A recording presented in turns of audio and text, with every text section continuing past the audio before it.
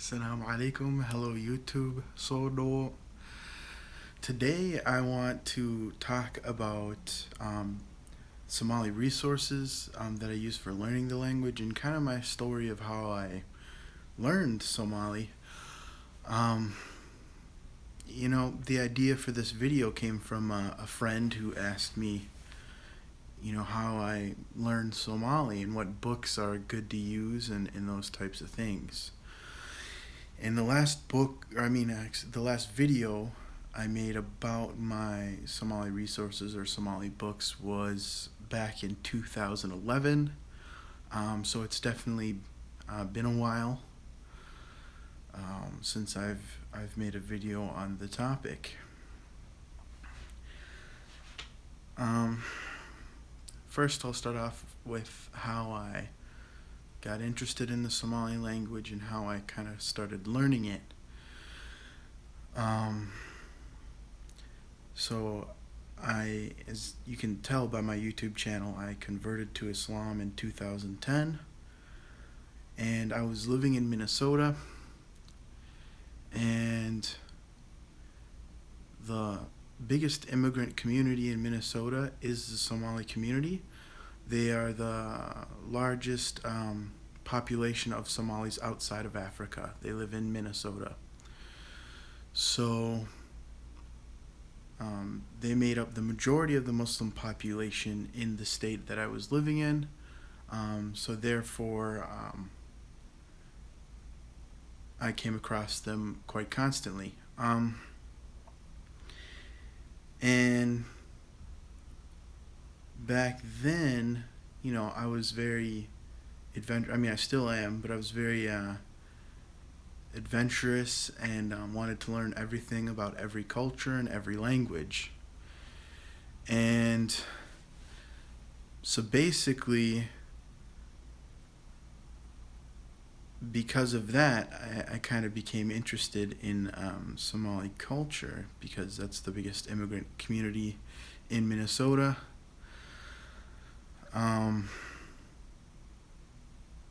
I started going, to like Somali cafes and stores and restaurants and different things like that, and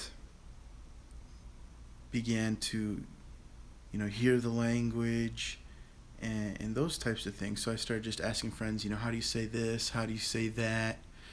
And they would tell me, this is how you say hello, this is how you say welcome. I'd see all the signs on all the shops, that they have, because they have whole entire shopping malls in Minnesota. And so I'd say, oh, what does that mean? What does that mean? And they would explain it. And,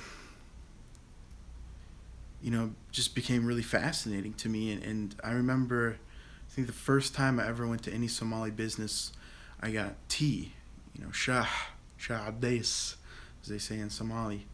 And it was freaking delicious. It was the best tea I ever had. And so that really piqued my interest. And then, I had home-cooked Somali food by some friends and things like that. And I said, wow, this is really amazing food. And so I became very, very intrigued. It's quite hot here in Chicago. It was a 85 degree day. I'm gonna go turn on the air conditioner real quick.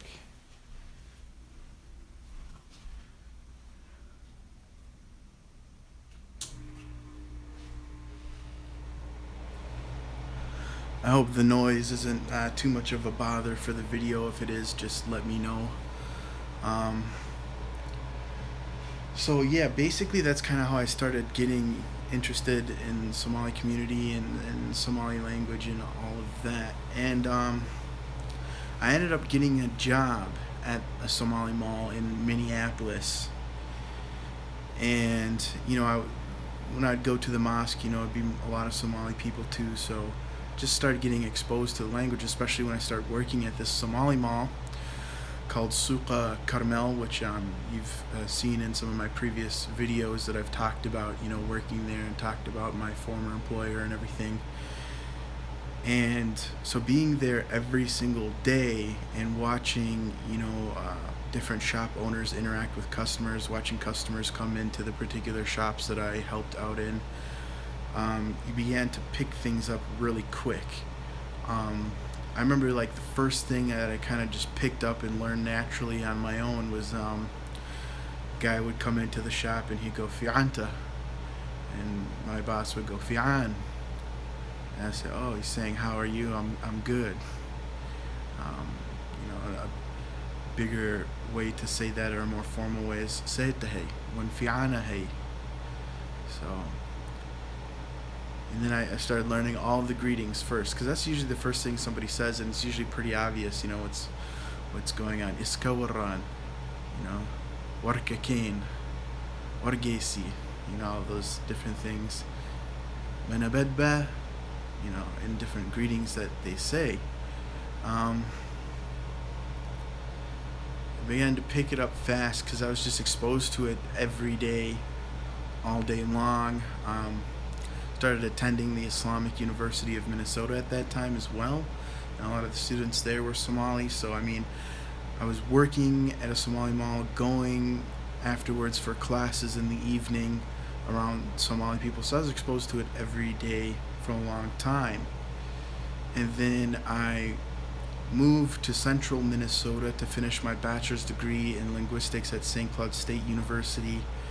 And, I come from a poor background, so I had to work my way through school. So I was working a factory job, and there was quite a lot of Somali people that worked at this factory. As a factory that manufactured eyeglasses and prescription eyeglasses.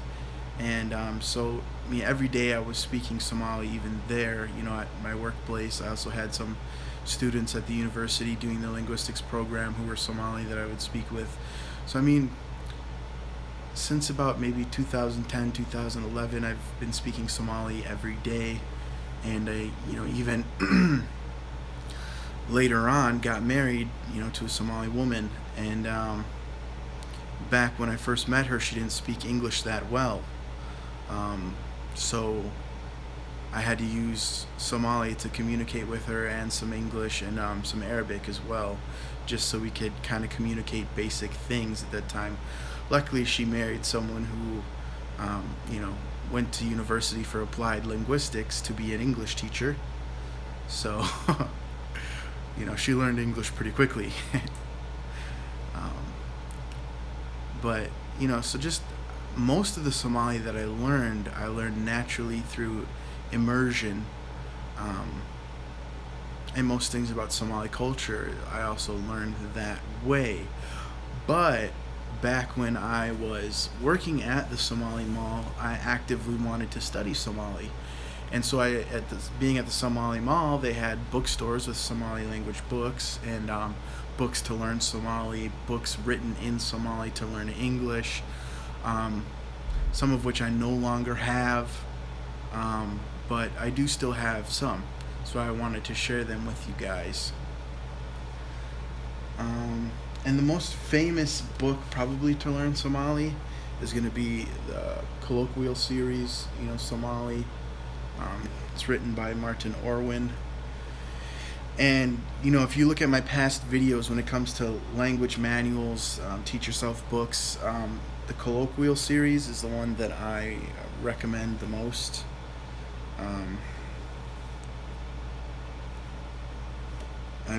Their books generally are just much better.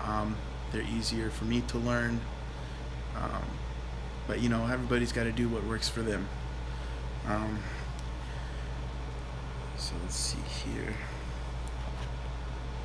I just want to see if I can go over some of the chapters. So first chapter, I don't know how well you can see this, says Iskawaran Subah Wanagsan Bil Iyo Zainab Bil Wad Tagaya Geiska Africa Garonka Dayoradaha Taxiga Adelka Bil Telephone Bil Budra Bil Laag Bu Sarifta. So, that's how are you, good morning. Bill's going to the Horn of Africa. It's just kind of like Bill makes telephone call, Bill changes money. it's made for like a tourist or businessman. It's pretty basic. The grammar in it isn't explained very well. It's not very laid out. However, when it goes over the sounds of Somali, I think that's really well done. Um,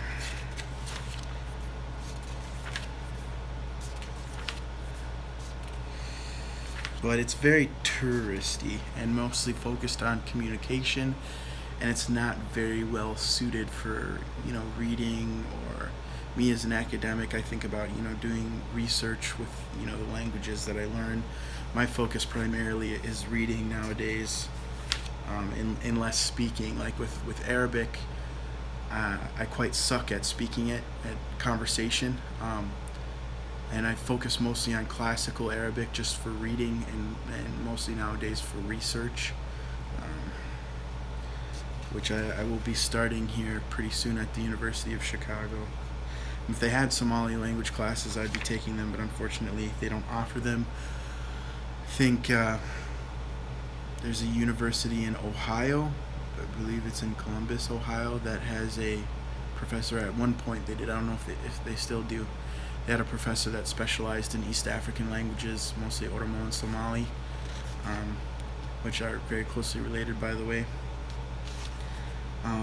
But otherwise, I don't think there's any place in the United States where you could study it at a university level. And even then, it's not like you could major in it. To the best of my knowledge, you couldn't major in it. The main problem that I have with this book is that it's written in one dialect of Somali, and that being the northern dialect. That's popular in Somaliland, or what they call Hargeisa, or with the tribe called Isaq. And it doesn't give you a full breadth of the Somali language with all its various dialects and tribes. So it has limited application. If you're going to Somaliland, as a tourist or for business or something, and you just need to know some little bit, this book is pretty good for you. And like I said, the grammar is not very well explained in it. This book would be probably it's most beneficial probably for something like that. So I've used that book kind of with limited success. I mean, it teaches you things you need to know for communication and some grammar and things, but most of the Somalis that live in Minnesota came from Mogadishu, and they just speak a totally different dialect. So that book only had limited application for me. This one here I picked up at a Somali store. It's called Fiqh Somali English Dictionary. And this is, I would say, beginner's kind of small dictionary. One thing I like about this dictionary is it does have standard spellings in it. One thing that bothered me about the colloquial Somali book is that it did not even have standard spellings in it, which seemed odd to me. Whatever. I hope they make a new edition. But with this one, though, it's pretty good beginner's level dictionary. I got really nothing bad to say about it. It's pretty commonly found in Somali stores. I don't know if it's on Amazon or not. It might be a little bit harder to find on Amazon or online. So the publisher is Fiqh Educational Materials, in case you want to look that up. And this is first edition. I don't know if they got anything new out. Looks like I bumped the tripod a little bit there.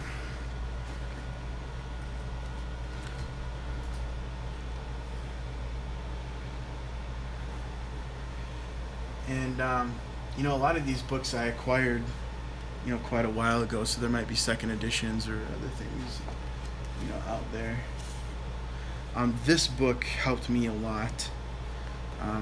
So this is from the publishers, 15 publishers, which you can see up there. And I just kind of want to explain that a little bit. So 15 in Somali means light.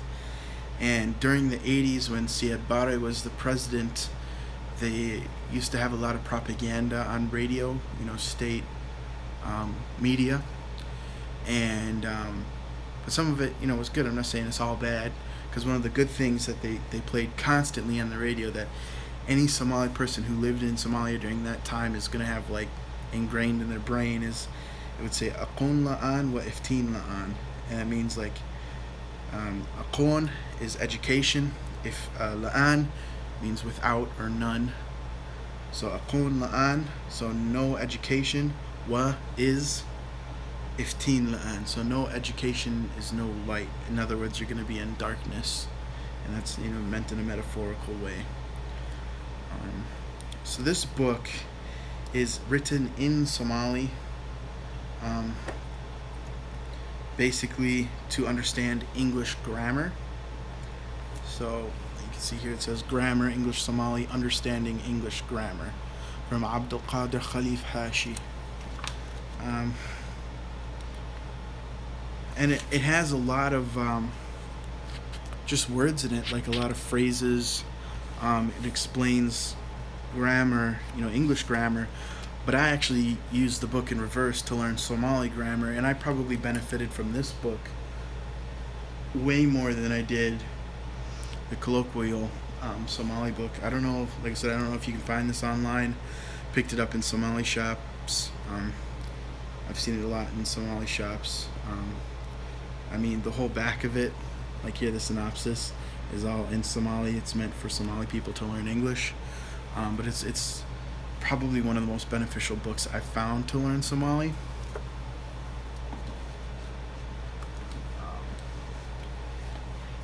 And because I got my bachelor's degree in applied linguistics to teach English, I was actually volunteering for a school district in central Minnesota to teach new Somali refugees English. And so that book was indispensable when it came to like lesson planning and teaching Somalis about English grammar, because I could give them examples in Somali that they were familiar with and say, in English this is how it happens. And so that book is just awesome all around. Also, there's a phrase book series, I don't know if I'm pronouncing this right, from Hippocrene Books. So like this one's Somali, that one's Swahili. I know I got an Arabic one here too. That's their one for Arabic. So they have like phrase books for different languages. The Swahili one back. And I think that one I did actually order off Amazon. Quite a while back. You can see it's definitely got its use. And I can see like some stuff in here I got crossed out, because some of the stuff was just wrong. But for the most part, it's got pretty standard spelling. It's got a lot of vocabulary, a lot of phrases somebody might need. It's got explanations here. It talks about Sufism, tariqas, the word wadad, and different things like that. Eid, Mawlid, Ramadan, and those things. And Sufism is the main way that Islam is practiced in Somalia. So mostly they are Ash'ari Shafi'is. So Ash'ari is one of the theological schools of Sunni Islam. Shafa'ee is one of the schools of jurisprudence. And so they mainly Ash'ari Shafi'is, and they practice Qadri Sufism in Somalia, just in case anybody's curious and knows what that stuff means.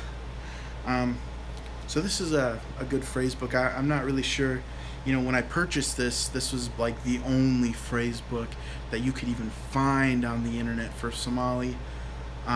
I've noticed recently there's been kind of an explosion of publications in Somali to learn Somali and those types of things online.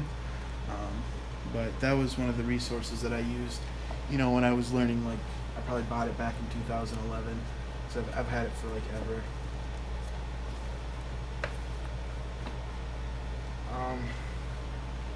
A lot of the books, honestly, I don't have anymore. I've given them away. But this one's probably been very beneficial, and this is English Somali Dictionary. At the time I bought this was the largest Somali English dictionary ever made, and you can see, it's pretty thick there. It's maybe 2.5, 3 inches, something like that. And it's quite a large book. It's bigger than my head here. This, I think I bought it for like $30 or $40, something like that, from a Somali bookstore at the mall that I was working at. And it's mostly just shows you English words and then explains it in Somali. I don't think it has any Somali words that goes into English, so this is English to Somali. But you can still learn quite a bit from it.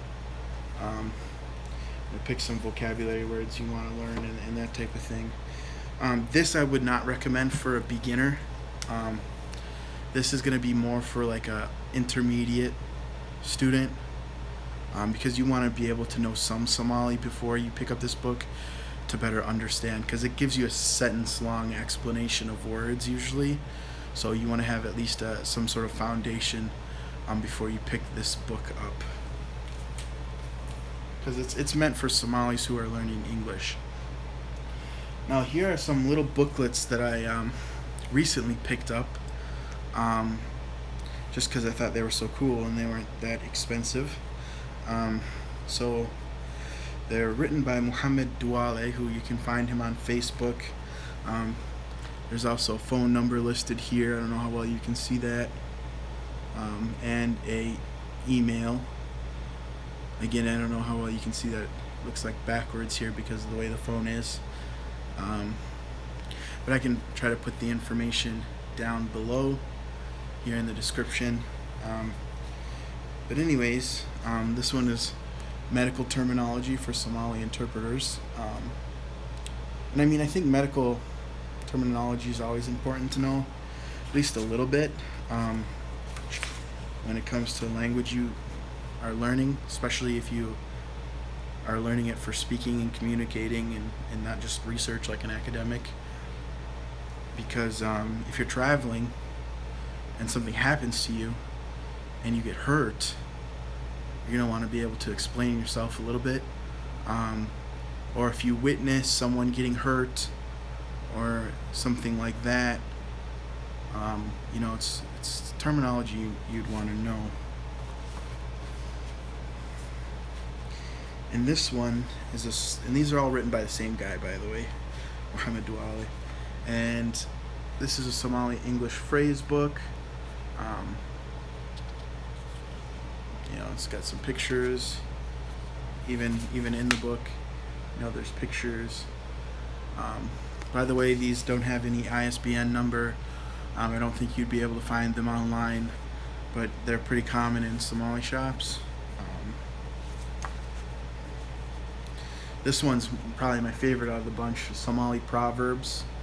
And it's got it first in Somali and then in English. And they're pretty cool. Because you learn so much culture from Proverbs. I don't know if you go back to my older videos, you could see me doing a video of Proverbs in different languages and stuff, and especially in Swahili, because I just find them very fascinating. You learn quite a lot of culture from Proverbs.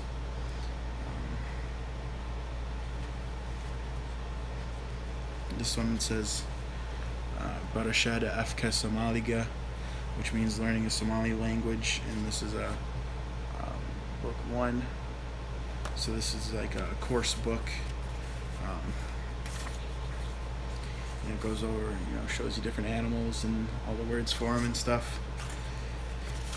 And I use that with my son Especially he likes, kind of like a picture dictionary kind of thing with words. Because my son, he's bilingual. He speaks Somali better than I do, and he's he's 3.5. He surprises me sometimes. Um, and then, of course, my wife speaks it, and I try my best to speak with her, and she teaches me stuff from time to time. And but my son, man, it's just picks that stuff up so fast. It's amazing. It's pretty cool to watch. Pretty cool to see. I hope he's fully functional bilingual. And able to communicate with his mother's culture and people and everything like that, and be connected to his Somali heritage. Be able to travel to Somalia and speak it just fine with relatives that don't know English and that type of thing. So, it's very important we try to make sure he's learning Somali at home and that type of thing. So, yeah, those are pretty much the books that I have on it. I know that Lao Shu, Moses McCormick, on his YouTube channel, which is now so large, vast, and expansive. He's got so many videos, so it might be hard to find, but if you go to his channel and search his videos, I know he's got a video on Somali Resources, and I've asked him about, what resources he's used, and he's found books that, I've never heard of until he showed them to me. I forget the names off the top of my head. I put them on my, Amazon wish list, but I haven't purchased them yet. So I'm gonna try to see if I can find that and put links to those books in the description. Otherwise, you can try to go find his video yourself. And then also the person who was asking me, about what resources I've used for Somali language, how I've learned Somali. He also mentioned, learning the culture as well, because it's kind of weird to learn a language without learning the culture. Usually people like to learn both at the same time. I for sure do. Feel like learning a language without the culture is it's like eating plain spaghetti without any sauce. Not very pleasing. So there is a book, I believe it's called Culture and Customs of Somalia. Somalis colloquially they'll refer it as the Purple Book because it's purple. And it's been around for quite a while. It's written by I believe that he's a professor of history, of Somali history from Somalia, and he came, I believe it was to Canada. I think his name's Mohammed Dirye, if I remember correctly. He wrote that book. I'm not sure if he's still alive or if he passed, but that book is an amazing book. And like I said, lately, recently, there's just been an explosion of Somali books, literature, cultural literature, Somali short stories, and legends from their culture that I've seen on Amazon that just come online recently. So, there's plenty of stuff out there if somebody wants to learn Somali. I'm starting to see more YouTube videos on it, and just a lot more, I guess, talk about it in general online. And I think it's because the community, here in America, the kids of immigrants are growing up. They're going to university. They're getting, the bachelor's, master's, PhDs, and really becoming a important part of the community, and especially in Minnesota. I can't tell you how many of my fellow colleagues and fellow students and things like that were of Somali background, and rose and achieved to great levels academically, and so I mean they're really next generation is going to be much more successful, and much better off than their parents, which that's what America's all about. You come here as an immigrant, and you live the American dream. So very happy to see that Somalis are a people I love, and a culture I love, and if I could say if there's any culture that I feel more comfortable with than my own culture, American culture, it'd definitely be Somali culture. I love Somali food. I eat it nearly every day. I like odka, basto, baris, sambusa, bur, anjero, lahore. All the delicious Somali foods, maraq, hilab ari, hilgail, anu gail, all the Somali food out there. I've pretty much eaten it all. There's only one thing I really don't like, and that's alole. For those of you who know that, that's like a Somali tripe. It's the only one I didn't like. But I love Somali culture very much. I have a lot of Somali clothes that I like to wear occasionally, like Somali shawl, ma'awis, different kofis and things like that. Somali amamats, the yellow ones that are embroidered, with like usually it's red stitching of flowers and different things. I like all that stuff. I've appreciated a lot, and I plan in the future, once I'm done with school, because I'm trying to be a professor, trying to get my PhD. And I plan in the future to do research in Somalia on, their history, especially the history of Islam in Somalia, how Islam is practiced in Somalia, their particular maybe history of scholars. I'm also interested in the Somali language and looking at manuscripts that were written with the Arabic script, because before the 1980s, there's a lot of stuff, a lot of Somali language was written in the Arabic script. I'd like to go through, decipher, translate some of those things. They have an ancient script that is older than the Phoenician alphabet, that's undeciphered to this day. They have like ancient ruins.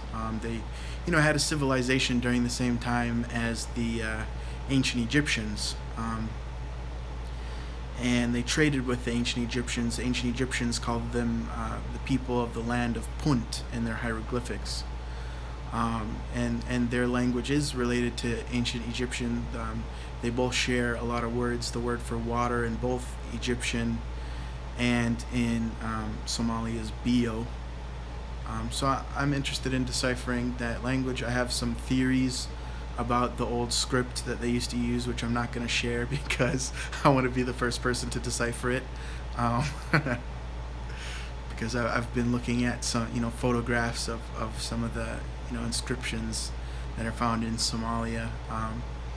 Somalia is a very interesting place, but not a lot of archaeological or any other kind of research, for that matter, has really been carried out there because of the civil war that's been going on, and before that it was just such a remote, unreachable place that reaches temperatures of 120 degrees and possibly higher, which has made it very inaccessible for researchers.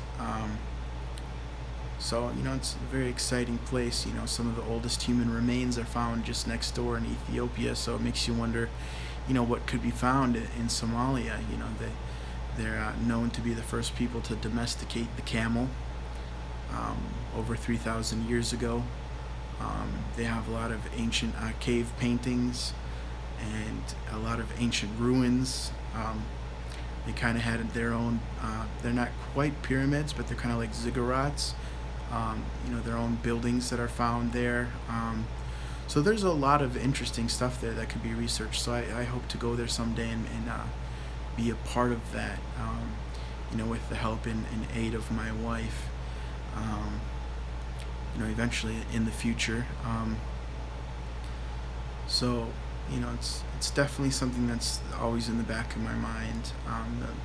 And I hope to get better at the language. Maybe go and study with whoever the expert is in the United States on those languages, or get possibly some sort of grant or fellowship or something of that nature to go to Somalia to study the language and that type of thing, to get better at it, so I can do more academic research about the region.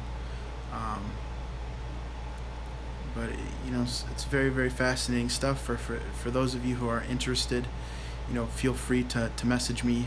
Feel free to go to my Facebook page and message me there, and ask me questions, or just put some comments down below. Don't be afraid to subscribe.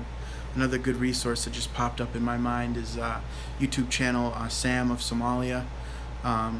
He's another convert brother who lives in the United Kingdom, and also he's married to a Somali woman and became quite fascinated with the culture and language. And he's got a lot of exciting YouTube videos on the topic, and I hope to collaborate with him in the future on something, some video or something. But he's also a great resource for those who are interested in the Somali language. For those who are just interested in just seeing what it's like, because some people may think it's like Arabic, but it has Arabic loanwords, but the grammar is really completely, totally different. It's more like Oromo or maybe Amharic in that sense. But anyways, thank you for viewing. Mahad Sanid. I'll see you guys next time.